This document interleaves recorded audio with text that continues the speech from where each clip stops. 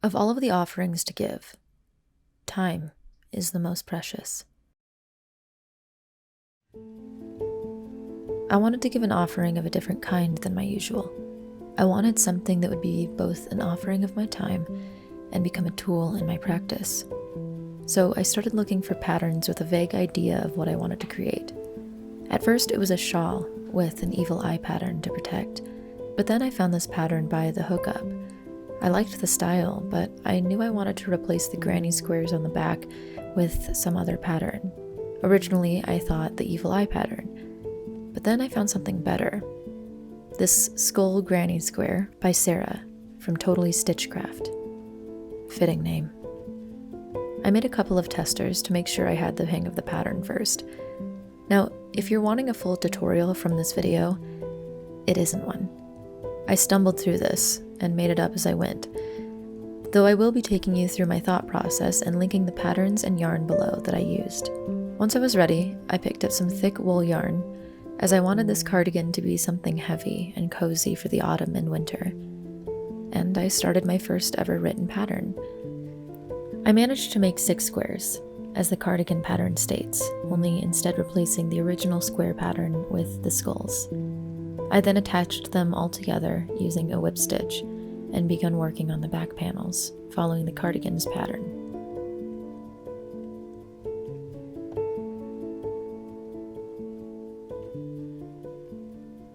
The thing about this project as an offering is that all of it was made in complete silence.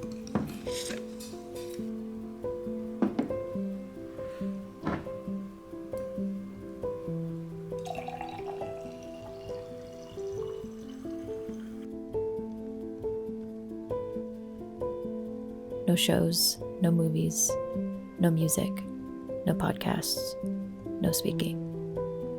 I found time to sit in silence and stitch.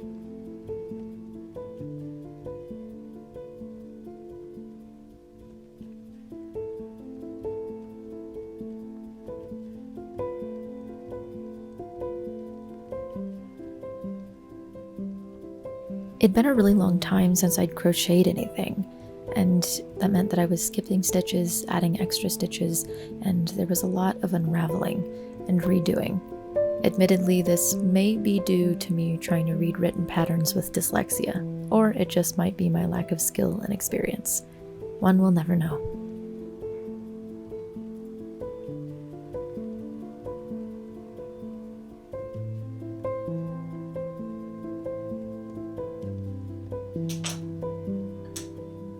Once the back panel was done, it was time to work on the front panels. The back panel turned out a little lopsided, but that was okay. It wasn't that big of a deal to me.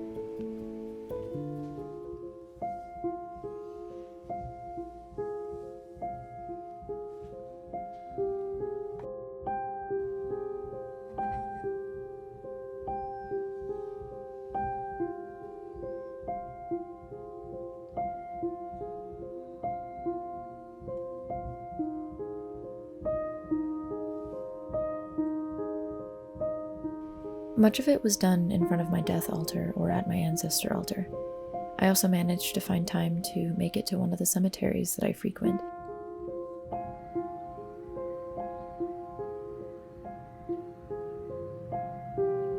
That was ideal, but of course, living your life as an adult, you can't always make time to do the ideal. So most of this was done just sitting at my altars.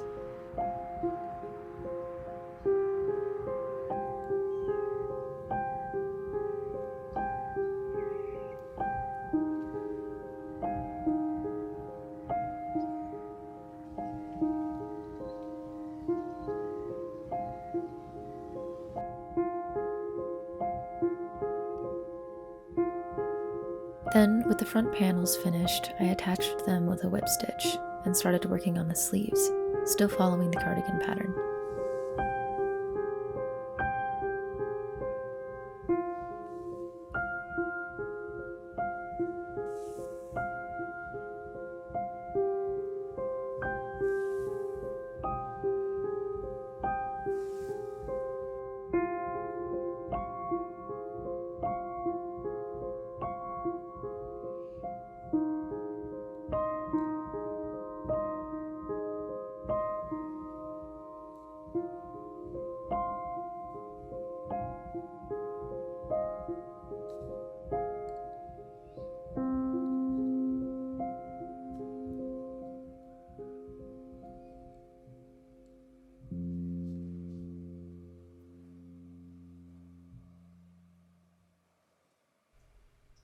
Once the sleeves were finished, I decided I wanted to add pockets to keep my hands warm. This wasn't on the original pattern, but I just used a simple granny square and whip stitched them together. I liked the idea of the stitches being visible and part of the design. It kind of reminded me of Sally from Nightmare Before Christmas.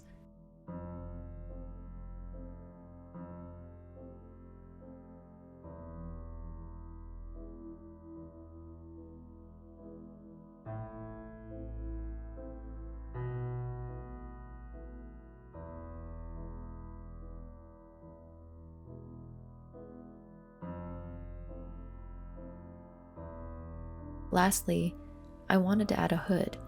I just felt that it was fitting for this project, so I made a large rectangle, about 58 centimeters long and 28 centimeters wide, and I ended up running out of my main color, and the store didn't have any left, so I figured it would be fine to just finish with the gray that I had. Finally, I folded the rectangle in half, whip stitched it along the short side, and all that was left to do now was attach the hood and add bones for buttons.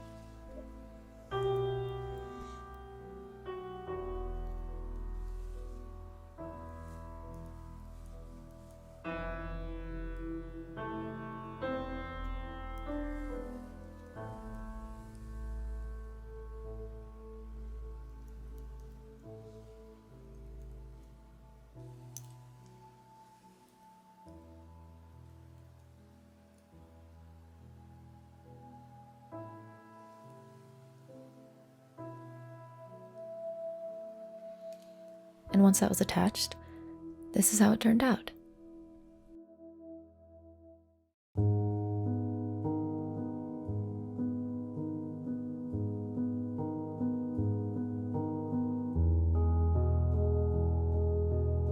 The cardigan is far from perfect. There were a lot of mistakes and a lot of things I definitely can do better next time.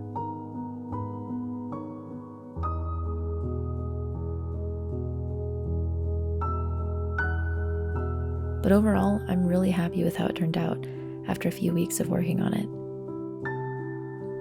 I hope that you enjoyed this mini vlog, and hopefully it gave you some ideas or inspiration for a project, or maybe something for your own practice.